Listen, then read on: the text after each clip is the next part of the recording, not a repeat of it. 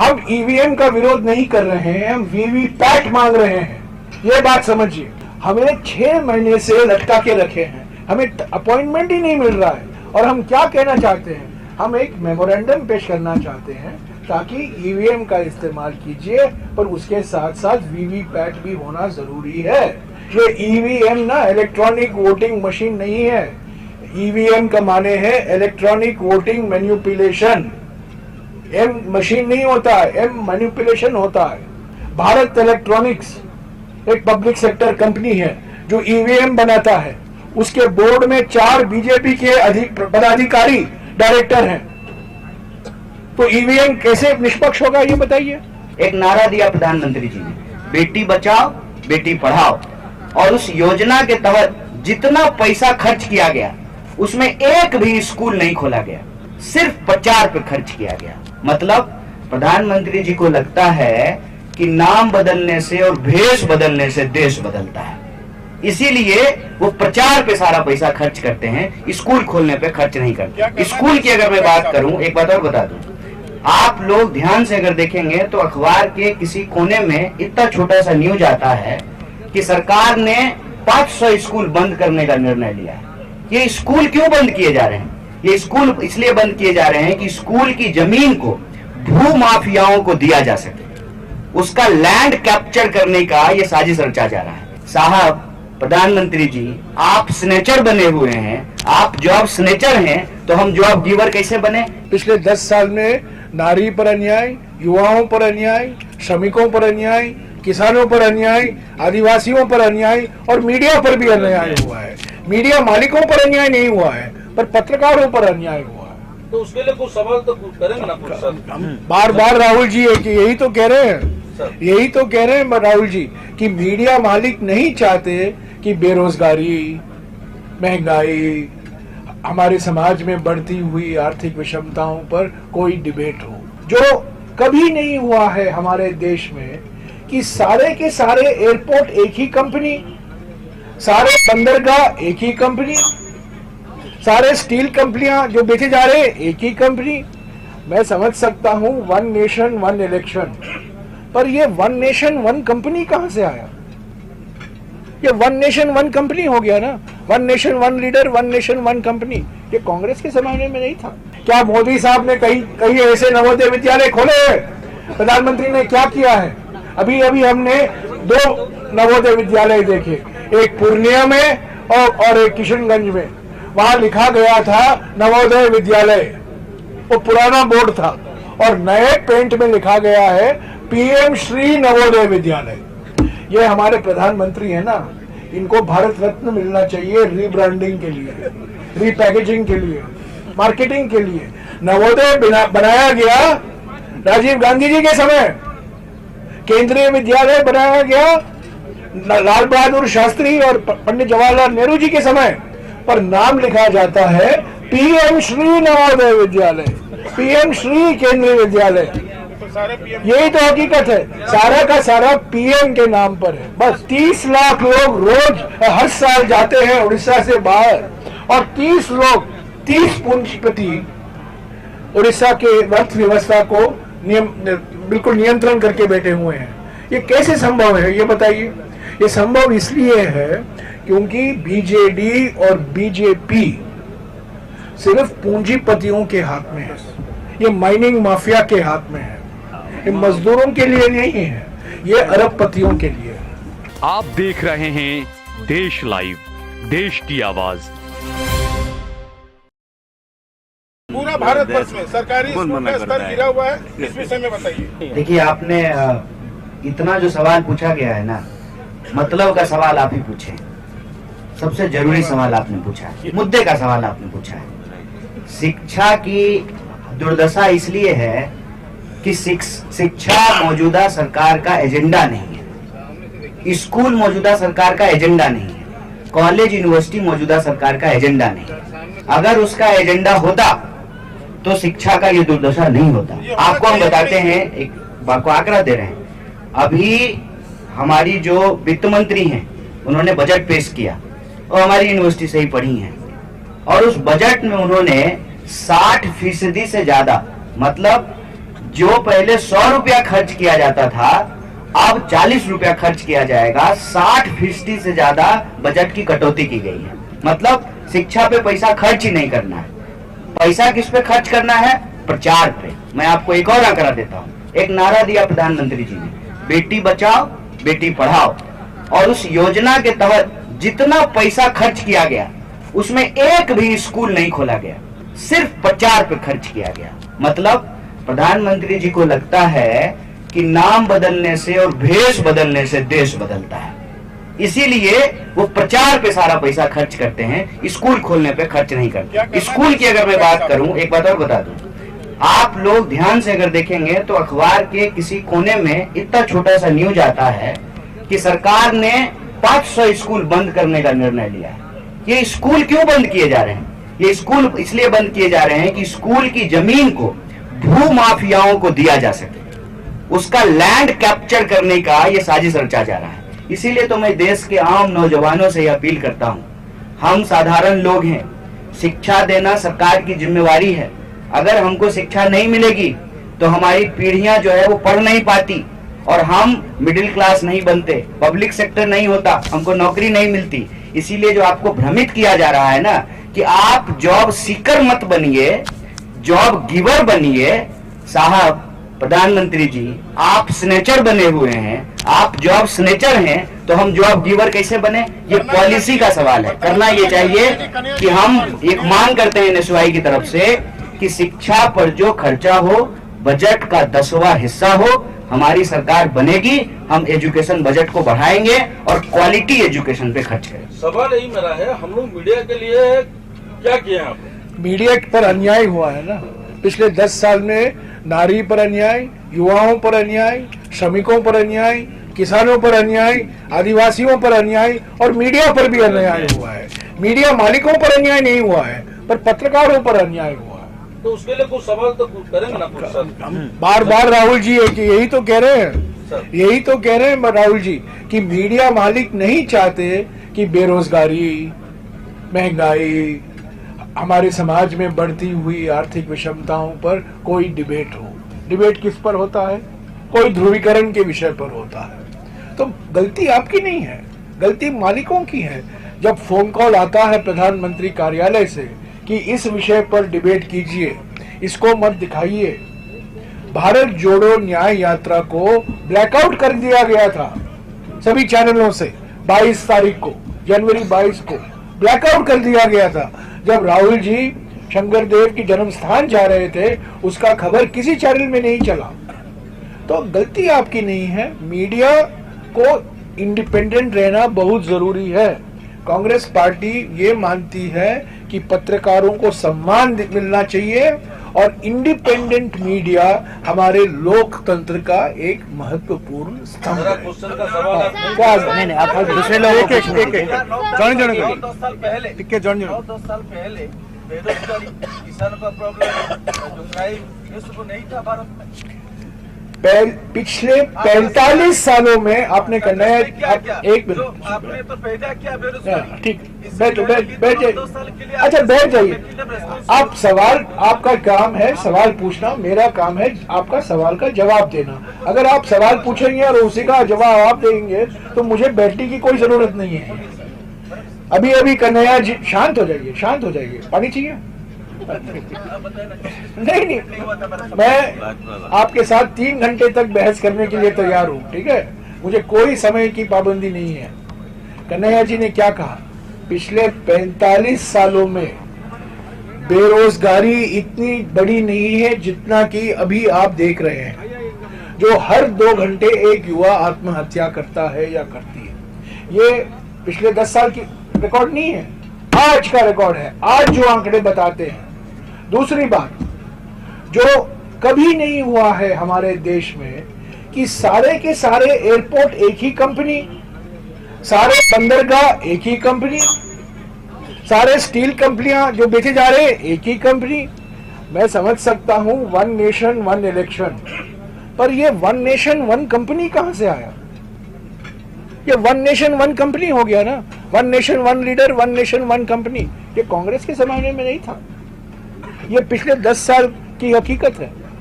तो बेरोजगारी जो आज देख रहे हैं, महंगाई, आवश्यक वस्तुओं की महंगाई देख रहे हैं, अंतरराष्ट्रीय बाजार में पेट्रोल और डीजल तेल के दाम घटे हैं, ठीक है। आप जानते हैं, रोज आप अखबार में पढ़ते हैं, अंतरराष्ट्रीय बाजार में तेल के, कच्चे तेल का दाम घटा है। क्या पेट्रोल के दाम घटे हैं? क्या डीजल के दाम घटे हैं? क्या कुकिंग गैस का सिलेंडर का दाम घटा है? आज भी 1100 रुपया सिलेंडर है हमारे। मैं आपको एक ही मिसाल देता हूं, मनमोहन सिंह जी के समय में गैस सिलेंडर का दाम 440 रुपया प्रति सिलेंडर हुआ करता था, आज 1100 है, आज 1100 है। कांग्रेस को खत्म करने में बहुत लोग लगे हुए हैं और कांग्रेस का जो ओबिचुरी है कई लोगों ने लिखा है। आप बहुत युवा हैं, आप मेरे माफिक बुजुर्ग नहीं है, पर जब मैं छोटा था एक मशहूर हिंदी फिल्म रिलीज हुआ था जिसके गाने आज भी लोग गाते हैं, 20 साल बाद। आप जानते हैं 20 साल बाद एक बहुत बड़ा फेमस हिंदी फिल्म था। 2003 में सभी लोगों ने कहा कांग्रेस मर गई है, छत्तीसगढ़ हार गई है, मध्य प्रदेश हार गई है, राजस्थान हार गई है और इंडिया शाइनिंग है। और भीष्म पितामह, हमारे देश के भीष्म पितामह प्रधानमंत्री बैठे हैं, अटल बिहारी वाजपेयी। क्या हुआ 2004 में? किसकी सरकार बनी? नहीं, 2004 में वो मरी हुई कांग्रेस की सरकार बनी ना। तो आप लिखते जाइए कांग्रेस की ओबिचुरी, कांग्रेस उठता रहेगा, क्योंकि जो कांग्रेस है भारतीय समाज को दर्शाता है। जब तक हम अनेकता, भारतीय समाज में अनेकता रहेगा, जब तक कांग्रेस पार्टी जीवित रहेगी। कांग्रेस पार्टी को कोई खत्म नहीं कर सकता, क्योंकि कांग्रेस पार्टी नहीं है, एक विचारधारा है। ये बात समझ लीजिए। हम ईवीएम का विरोध नहीं कर रहे हैं, हम वीवीपैट मांग रहे हैं, ये बात समझिए। हम इलेक्शन कमीशन हमें 6 महीने से अपॉइंटमेंट नहीं दे रही है, क्योंकि हम चाहते हैं ईवीएम का इस्तेमाल हो और उसके साथ साथ वीवीपैट का भी इस्तेमाल हो, और यही हमारी मांग है। लोकतंत्र में हमारा हक बनता है, हमारी जो मांग है हम संस्थाओं तक पहुंच जाए। संस्था क्या करती है वो उसका मन मर्जी। इलेक्शन कमीशन एक कॉन्स्टिट्यूशनल बॉडी है, हमें 6 महीने से लटका के रखे हैं, हमें अपॉइंटमेंट ही नहीं मिल रहा है। और हम क्या कहना चाहते हैं, हम एक मेमोरेंडम पेश करना चाहते हैं ताकि ईवीएम का इस्तेमाल कीजिए, पर उसके साथ साथ वीवीपैट भी होना जरूरी है। पर क्यों आपत्ति है इसमें वीवीपैट इस्तेमाल करने में? और हम एकमात्र रीजन ये है कि ईवीएम का मैनिपुलेशन होता है। ये ईवीएम ना इलेक्ट्रॉनिक वोटिंग मशीन नहीं है, ईवीएम का माने है electronic voting manipulation. M machine नहीं होता है, एम मैनिपुलेशन होता है। तो यही है, भारत इलेक्ट्रॉनिक्स एक पब्लिक सेक्टर कंपनी है जो ईवीएम बनाता है, उसके बोर्ड में 4 बीजेपी के पदाधिकारी डायरेक्टर हैं। तो ईवीएम कैसे निष्पक्ष होगा ये बताइए? आप हाथ दबाएंगे, पंजा दबाएंगे, पर आएगा लोटस। ये कैसे हो सकता है? मैनिपुलेशन तो होता है ना।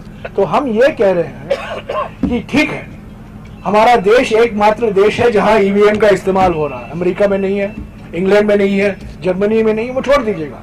हम एकमात्र देश है, ठीक है, ईवीएम इस्तेमाल कीजिए, पर ईवीएम के साथ साथ वीवीपैट का भी इस्तेमाल कीजिए। तो यही मांग है, मांग वीवीपैट की। 22 जनवरी को भी शंकर देव के जन्म स्थान को जाने का प्लान था, जो असम के मुख्यमंत्री ने हमें रोका। जहाँ कोई ऐतिहासिक जगह होता है, ऐसे धार्मिक जगह होता है, सांस्कृतिक जगह होता है। ये मंदिर सिर्फ धार्मिक जगह नहीं है, एक सांस्कृतिक जगह भी है, हमारे संस्कृति से जुड़ा हुआ है, हमारे इतिहास से जुड़ा हुआ है, वेद व्यास से जुड़ा हुआ है, इसलिए वहाँ गए हैं। ऐसे कई जगहों में जाते रहते हैं। लास्ट देखिए, हमारी सबसे बड़ी बेरोजगारी, कन्हैया जी ने कहा ना, सबसे बड़ी बेरोजगारी बीजेपी की सोशल मीडिया टीम में है। उनको और कोई काम नहीं है, और कोई धंधा नहीं है, अमित मालवीय जी को और हमारे असम के मुख्यमंत्री को। सिर्फ यही, इसको वीडियो निकालना, इस बात पर वीडियो वायरल चलाना। असली मुद्दे क्या उठा रहे हैं राहुल जी? नारी सम्मान, युवा न्याय, श्रमिक न्याय, हिस्सेदारी न्याय, आदिवासी पर न्याय, उसके बारे में तो कुछ कहते नहीं है। कुछ बिस्किट के बारे में एक दिन वीडियो लगाएंगे, मंदिर में जाते हैं उसको वीडियो लगाते हैं। ये सब मानसिकता है। मैं यही कह रहा था कि बीजेपी की सोशल मीडिया टीम मानसिक बीमारी से पीड़ित है, मानसिक बीमारी है। उड़ीसा हमारे लिए बहुत महत्वपूर्ण जगह लगता है। उड़ीसा में हमें हमारा मकसद है, हमारा लक्ष्य है, हमारा उद्देश्य यही है कि हम उड़ीसा में वापस सत्ता में आए। पर ये भारत जोड़ो न्याय यात्रा है, सत्ता की यात्रा नहीं है, ये चुनावी यात्रा नहीं है, ये वैचारिक यात्रा है। पर जो आपने कहा ये सच बात है। हमारे संगठन में कमजोरी आई है, सुस्ती आई है, और हमारे संगठन में नई जान फूंकने के लिए, नई शक्ति देने के लिए पहले भारत जोड़ो यात्रा 2022 में और अभी पिछले 25 दिनों से भारत जोड़ो न्याय यात्रा निकाला गया है। मैं हमारी कमजोरी से भाग नहीं रहा हूं, ये कमजोरी एक हकीकत है। और हमारे प्रभारी 24 घंटे में लगे हुए हैं, हमारे पटनायक बाबू 24 घंटे लगे हुए हैं, हमारे सांसद, युवा सांसद 24 घंटे में लगे हुए हैं। हम लड़ते रहेंगे। हम जानते हैं कि हम कमजोर हैं, क्योंकि हमारा मुकाबला ये बीजेपी बीजेडी जुगलबंदी से है। ये जुगलबंदी, एक पार्टी खतरनाक है, जुगलबंदी डबल खतरनाक होता है। तो कमजोरी मैं स्वीकारता हूं, हम कमजोर हैं। हमारे कई लोग छोड़कर चले भी गए हैं, ये भी सच है। हमारे पार्टी में बहुत लोकतंत्र है, लोग कुछ भी बोल देते हैं, कभी कभी अनुशासन इतना नहीं है, और आप लोग माइक लेकर दे देते हैं किसी को और वो बोल लेते हैं, तो थोड़ा उसमें फॉल्ट आपका भी है ना। आपको एक हेडलाइन चाहिए और किसी हमारे, इनके बात नहीं कर रहा हूं, पर हमारे बहुत कुछ से साथी है, वो आपको एक बाइट दे देंगे, हेडलाइन नहीं जाएगा। पूरा भारतवर्ष। क्या मोदी साहब ने कहीं ऐसे नवोदय विद्यालय खोले हैं? प्रधानमंत्री ने क्या किया है? अभी हमने 2 नवोदय विद्यालय देखे, एक पूर्णिया में और एक किशनगंज में। वहां लिखा गया था नवोदय विद्यालय, वो पुराना बोर्ड था, और नए पेंट में लिखा गया है पीएम श्री नवोदय विद्यालय। ये हमारे प्रधानमंत्री है ना, इनको भारत रत्न मिलना चाहिए रीब्रांडिंग के लिए, रीपैकेजिंग के लिए, मार्केटिंग के लिए। नवोदय बनाया गया राजीव गांधी जी के समय, केंद्रीय विद्यालय बनाया गया लाल बहादुर शास्त्री और पंडित जवाहरलाल नेहरू जी के समय, पर नाम लिखा जाता है पीएम श्री नवोदय विद्यालय, पीएम श्री केंद्रीय विद्यालय। यही तो हकीकत है, सारा का सारा पीएम के नाम पर है बस। जिस जिला में आप आज प्रेस वार्ता दे रहे हैं वो एशिया का 9% इंडस्ट्रियल एरिया है। हाँ। और यहाँ के सबसे ज्यादा लोग वहाँ जाके काम करते हैं। बिल्कुल सही कहा आपने सही मुद्दा उठाया। इनके बाद जो शिक्षा का मुद्दा है ना, जो इन्होंने उठाया, आप ही ने उठाया है। सबसे बड़ी बात यही है, यहाँ से लोग बाहर क्यों जा रहे हैं। मैं नहीं कह रहा हूँ कि बाहर मत जाओ, बाहर जाना अच्छा है। मैं भी जब मैं युवा था मैं बाहर गया था, मैं वापस लौट आया।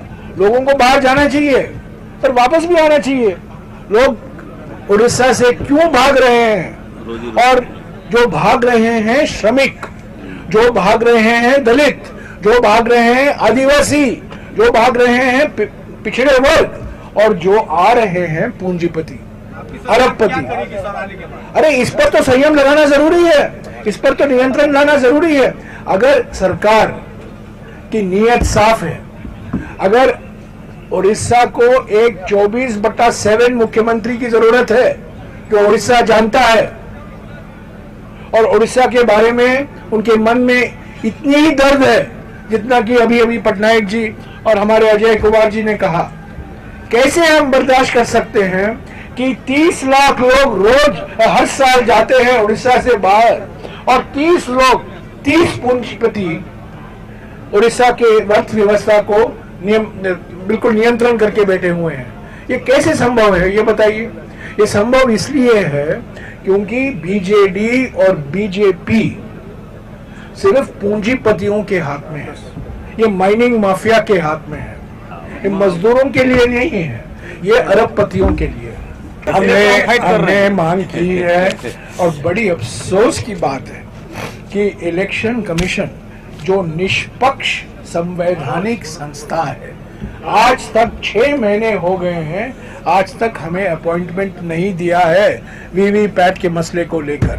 और जो शिकायतें हैं कि जहां पार्टी काडर का दुरुपयोग होता है, पुलिस हो, लोकल एडमिनिस्ट्रेशन हो, ताकि सिर्फ जो सत्ता पार्टी है और उसके सहयोगी है उसी को वोट मिले, उसी खिलाफ तो हम जाना चाहते थे, उसके खिलाफ। पहला सवाल, मोदी सरकार जो नॉन बीजेपी सरकारें हैं उनके खिलाफ ईडी, सीबीआई, इनकम टैक्स संस्थाएं छोड़ती है और भेदभाव करती है।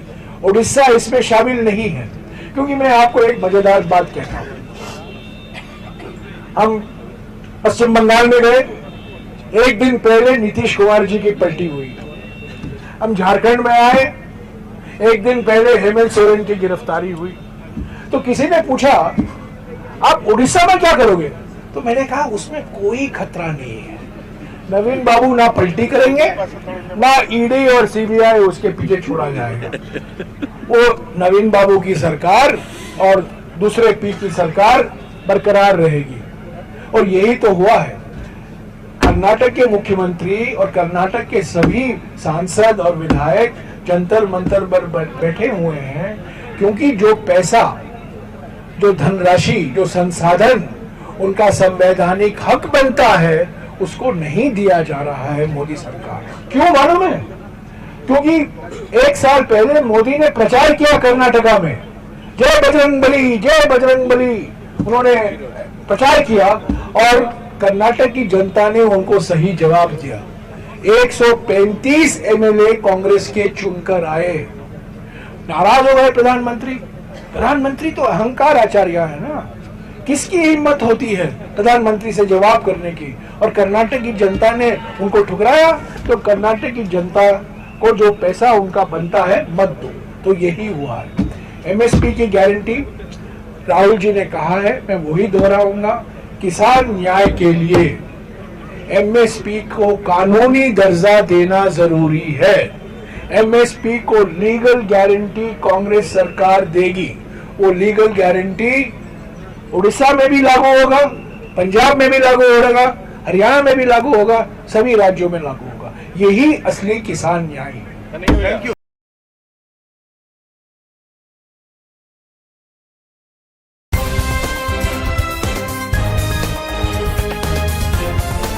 देश और दुनिया की तमाम छोटी और बड़ी खबरों के लिए हमारे चैनल को सब्सक्राइब करना न भूलें और बेल का बटन जरूर दबाएं।